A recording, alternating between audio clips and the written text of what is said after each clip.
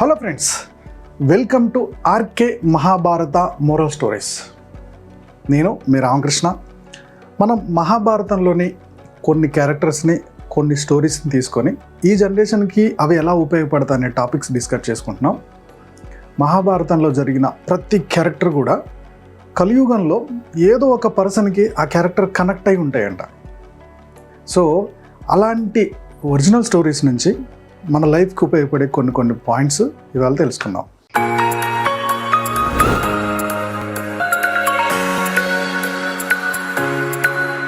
శ్రీకృష్ణుడు పాండవుల తరపున రాయబారానికి వచ్చి దుర్యోధనుడికి శాంతి ఒప్పందం చేసుకోవడం వల్ల ఇద్దరికి బెనిఫిటే. కనీసం 5 ఊర్లైనా ఇమ్మంటున్నారు, లేకపోతే యుద్ధం తప్పదంటున్నారు. మీరు ఒకసారి ఆలోచించాలని చెప్పాడు. దుర్యోధనుడు వినలా. ద్రోణాచార్యుడు చెప్పాడు, అయినా వినలా. వీళ్ళందరికీ పెద్ద గురువు భీష్ముడు చెప్పాడు, అయినా వినలా. సో లాస్ట్కి యుద్ధానికే ఒప్పేసుకున్నాడు. యుద్ధమే చేద్దాం, వెళ్ళండి అన్నాడు.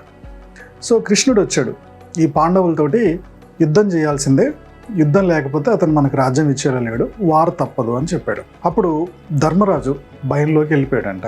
యుద్ధం చేస్తే 14 సంవత్సరాలు మనం రాజ్యాలకు దూరంగా ఉన్నాం, మనల్ని అసలు జనాలు సగం మంది మర్చిపోయారు. వాళ్ళేమో ఇప్పుడు ఆల్రెడీ పవర్లో ఉన్నారు, చాలా పవర్లో ఉన్నారు. వాళ్ళకి చాలా రాజ్యాలు కూడా సపోర్ట్ ఉన్నాయి కౌరవులకి.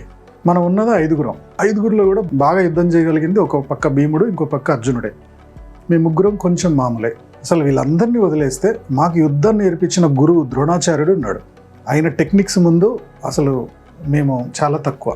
మా పితామహుడు భీష్ముడు ఉన్నాడు, ఆయన ఇప్పటిదాకా ఓడిపోయిన యుద్ధం లేదు. పెద్ద వాళ్ళందరూ ఉన్నారు, మేము ఉన్నది ఇక్కడ 5గురం, అక్కడ ఒక పెద్ద సైన్యమే ఉంది. ఇది ఎలా హ్యాండిల్ చేయగలుగుతాం బావా అని చెప్పి కృష్ణుడితో అని భయపడ్డాడంట. అప్పుడు కృష్ణుడు ఒక స్టోరీ చెప్పాడంట. ఆ స్టోరీ ఏంటంటే పిచ్చుక కథ అనమాట. ఒక అడవిలో ఒక పిచ్చుక ఉండేదంట. పిచ్చుక గూడు ఉంటుంది కదా, ఆ గూడు ఒక చెట్టు మీద పెట్టేదంట.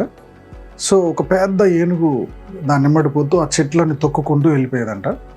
సో ఆ గుడ్లన్నీ పగిలిపోయాయంట. అయ్యో ఏనుగు ఇలా చేస్తుందని ఇంకొక దగ్గరికి వెళ్తే అటుపక్క వచ్చేదంట, అక్కడ పడగొట్టేదంట. ఇలా ప్రతిసారి జరిగినప్పుడల్లా ఆ గుడ్లు పగిలిపోయినప్పుడు ఆ పిచ్చుక ఏడవడం, బాధపడడం, ముట్టుకోవడం, చాలా ఏడుస్తూ ఉండేదంట. ఇంత అన్యాయం జరిగింది నాకు అని. ఇలా ఒక 5-6 సార్లు జరిగిన తర్వాత పిచ్చుక ఒక డిసైడ్ అయిందంట, ఎట్టి పరిస్థితుల్లోనూ ఏనుగు పీడ వదిలించుకోవాలి, దీనికి ఏదన్నా ఒక ఉపాయం చేయాలి. కానీ అదేమో గింత ఉంటుంది పిచ్చుక, ఏనుగేమో అంత పెద్దగా ఉంటుంది, ఏం చేయగలుగుతుంది ఇది అని చెప్పేసి చాలా ఆలోచించి తన బాధని తన ఫ్రెండ్ కాకికి చెప్పుకుంది. ఇప్పటికీ 5-10 సార్లు నా గుడ్లన్నీ పగలగొట్టేసింది ఏనుగు. నేను ప్లేస్ మారుతున్న ప్రతిసారి ఇలానే జరుగుతుంది. సో ఈ ఏనుగుని అడవి నుంచి లేకుండా చేయాలి, లేకపోతే మనం బతకలేము. నీ సపోర్ట్ నాకు కావాలి, ఎలా అయినా ఏనుగుని మనం ఓడగొట్టాలి, ఏం చేస్తే బాగుంటుందని తను కాకితో మాట్లాడిందని. ఇదే సిచ్యువేషన్ నాకు కూడా జరుగుతుంది, మనం ఎట్లయినా ఏనుగుని అడవి నుంచి ఎలగొట్టాలి. సో దీనికి మనం మన ఫ్రెండ్ కుందేలు ఒకటి ఉన్నాడు, వాడి దగ్గరికి వెళ్దామని కుందేలుకి చెప్పింది. కుందేలు ఇది పరిస్థితి, ఏనుగుని ఈ అడవి నుంచి పంపించేయాలి, నువ్వు నాకు సపోర్ట్ ఇస్తావా? సో ఆ కుందేలు కాకికి ఫ్రెండ్ అనమాట. ఓకే మిత్రమా, మనం అందరం చిన్న జీవులో, మాకు కూడా ఇబ్బంది అవుతుంది, అది తొక్కకుండా వెళ్ళిపోతే 2-3 పిల్లలు నాయి కూడా చచ్చిపోయినాయి, ఫ్రెండ్ ఉన్నాడు నాకు కప్ప, దాని హెల్ప్ కూడా తీసుకుందాం అని చెప్పి కప్ప హెల్ప్ కూడా తీసుకున్నారు. వాళ్ళు ఒక ప్లాన్ చేశారు. ఎట్టి పరిస్థితిలోనూ ఈ ఏనుగుని ఒక నది ఉంది అక్కడ, పెద్ద నది, ఆ లోతుగా ఉండే ఏరియాకి దీన్ని పోయేటట్టు చేయాలి, ఇది అలా పడిపోయి చచ్చిపోవాలి. ఈ ప్లాన్ మనం ఇంప్లిమెంట్ చేద్దాం అని ప్లాన్ చేసుకున్నారు. సో ఈసారి ఏనుగు మళ్ళీ చెట్లను పడేసుకుంటూ వస్తుంది.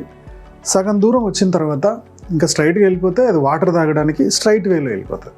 కానీ ఆ స్ట్రైట్ వేలో లోతు లేదు, దాన్ని ఇంకొద్దిగా రాంగ్ డైరెక్షన్లో తీసుకెళ్తే లోతు ఉంది, అందులో పడితే చచ్చిపోద్ది. సో వీళ్ళు ప్లాన్ వేసుకున్నారు, ఎట్టి పరిస్థితుల్లో ఆ లోతు సైడ్ తీసుకెళ్ళాలని. సో ఫస్ట్ పిచ్చుక ఏం చేసిందంటే, ఏనుగు వస్తున్నప్పుడే ఏనుగు ముక్కు మీద చేరి ఆ ముక్కుకు గోకడం, పొడవడం స్టార్ట్ చేసింది. డైరెక్ట్గా కాకి వచ్చి కండ్లు పొడవడం స్టార్ట్ చేసింది, కన్ను రెప్పల మీద, కన్ను లోపల టప్ప పొడవడం స్టార్ట్ చేసింది. మారిపోయి అయ్యో కళ్ళు మండుతున్నాయి, నాకేం కనపడట్లేదు అంటే ఇమీడియట్గా కుందేలు అక్కడి నుంచే వస్తున్నట్టు, ఏనుగురాజా నీకు కళ్ళల్లో బాగా రక్తం వచ్చేస్తుంది, నువ్వు నీళ్ళల్లో మునిగితే తప్పితే అది కంట్రోల్ కాదు. సో ఆ దగ్గరలో మనకి ఇటే నది ఉంది, సో ఈ సైడ్ వెళ్ళిపోదాం రండి అని చెప్పేసి అది బాగా నమ్మకస్తులాగా దారి చూపిస్తున్నట్టు దాని ముందు ఇటు రండి అని అరుస్తున్నాను.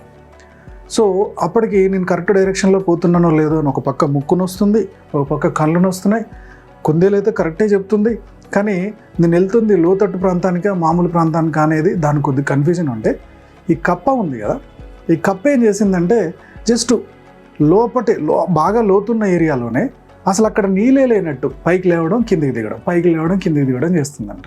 అంటే కప్ప ఎప్పుడు కూడా జస్ట్ ఒడ్డులోనే కనబడతాయి, అంత లోపలికి వెళ్ళవు. కాబట్టి ఇక్కడ పెద్ద లోతు లేదులే అనుకొని ఆ ఏనుగు వాళ్ళకి దిగేసింది, చచ్చిపోయింది.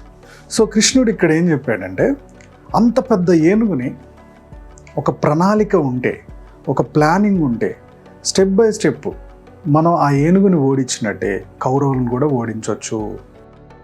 నువ్వు భయపడకు. ఓకే, ముందు మన మిత్రులందరినీ గ్యాదర్ చేద్దాం. నీ తరపు నుంచి ఎవరెవరు మిత్రులు ఉన్నారో చూడు, ఏ రాజ్యాలు మనతో కలిసి వస్తాయో చూద్దాం. ఫస్ట్ ఆ రాజ్యాలన్నీ గ్యాదర్ చేయడం స్టార్ట్ చేశారు. సో పాండవులకి సపోర్ట్గా పాండురాజు గారు ఉన్నప్పుడు ఆయనకు సపోర్ట్గా ఉన్న రాజ్యాలు, పాండవులకు సపోర్ట్గా ఉండే రాజ్యాలు నెమ్మదిగా గ్యాదర్ చేసి అవి చిన్న చిన్న రాజ్యాలైన ఒక సమూహంలో ఏర్పడి ఒక సైన్యంలో ఏర్పడ్డాయి.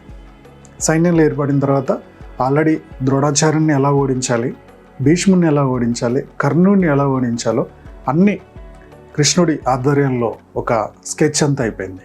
ఈ స్కెచ్ ప్రకారం అన్ని పవర్స్ ఉన్న, ఒక్క దెబ్బతోటి ఆ యుద్ధాన్ని ఆపేయగలిగిన పవర్స్ ఉన్న కృష్ణుడు కూడా పద్ధతిగానే యుద్ధం చేద్దాం, పద్ధతిగానే గెలుద్దాం అని చెప్తూ దీన్ని ముందుకు తీసుకెళ్తూ వెళ్ళారు.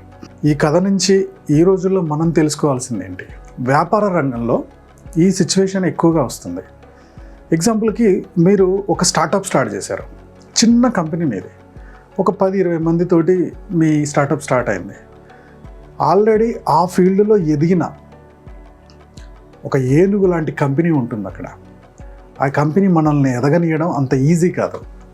కానీ ఆ కంపెనీలో వస్తున్న ప్రోడక్ట్కు పోటీగా నువ్వు ఒక ప్రోడక్ట్ సర్వీసు తీసుకొస్తున్నావంటే ఆ కంపెనీలో ఉన్న ప్రాబ్లం ఏంటి, లేదా ఆ ప్రోడక్ట్లో ఉన్న లోపం ఏంటి, ఏ లోపంతో నువ్వు ఏ లోపాన్ని సరిచేస్తే నువ్వు జనాల్లోకి వెళ్తావు, నీ సర్వీస్ జనాల్లో నిలబడుతుంది, నీ ప్రోడక్ట్ జనాల్లో నిలబడుతుంది. ఒక చిన్న ప్లాన్ చేసుకొని ఆ ప్లాన్ ప్రాపర్గా ఇంప్లిమెంట్ చేస్తూ లైఫ్లో బాగా సక్సెస్ అవ్వచ్చు. ఈ టెక్నిక్స్ తోటి చాలా కంపెనీలు వచ్చాయి, పెద్ద పెద్ద కంపెనీలతోటి పోటీగా వచ్చాయి. వచ్చిన తర్వాత ఈ కంపెనీ బాగా ఎదుగుతుంది, దీనివల్ల చాలా లాభం ఉంది, మనం ఆ పాయింట్లో మిస్ అవుతున్నామని ఆ పెద్ద కంపెనీలే ఈ చిన్న కంపెనీలు స్టార్టప్ని పిలిచి వాళ్ళు పెట్టిన పెట్టుబడి కన్నా 100 200 ఎక్కువ ప్రాఫిట్ ఇచ్చి కంపెనీని మెర్జ్ చేసుకున్న సందర్భాలు ఉన్నాయి. సో ఇలా స్టార్టప్ రంగంలో కనుక మీరు వస్తున్నారు, ఆల్రెడీ ఒక ఏనుగు లాంటి కంపెనీ ఉంది, దాంట్లో పోటీ పడుతున్నప్పుడు ప్లానింగ్ అనేది చాలా చాలా ఇంపార్టెంట్. అలాగే ఆఫీస్లో ఒక మేనేజర్, ఒక బాస్ ఉన్నాడు. బాస్ ఎన్ని రోజుల నుంచి మనం ఏ పని చేస్తున్నా మనల్ని క్రిటిసైజ్ చేస్తున్నాడు, ఇబ్బంది పడుతున్నాడు. ఇలా ఇబ్బంది పడే వాళ్ళందరం గ్యాదర్ చేసి, ఎంప్లాయీస్ అందరూ ఒక టీంలాగా ఏర్పడి, సో అతనికి వర్క్లో సపోర్ట్ ఇవ్వకుండా మీ పని మీరు చేసుకుంటూ ఇది మీరే చేశారని పై స్థాయిలో ఎస్టాబ్లిష్ చేసుకోగలిగితే కంపెనీ టర్మ్స్ అండ్ కండిషన్స్లో మీరు కనుక మొత్తం మీరు టీమ్గా ఏర్పడి, చిన్న ఎంప్లాయీసే అందరూ టీమ్గా ఏర్పడి మీ అవుట్పుట్ని ఆపడమా లేకపోతే అది మీరు చేస్తున్నారని రిఫ్లెక్ట్ అయ్యేటట్టు ప్లాన్ చేసుకోవడమా చేయగలిగితే ఈ బాస్ బెడద తగ్గించుకోవడానికి, కంపెనీ ముందు చూపించడానికి చాలా హెల్ప్ అవుతుంది. సింగిల్గా ఎన్ని రోజులు ఫైట్ చేసినా గెలవలేరు.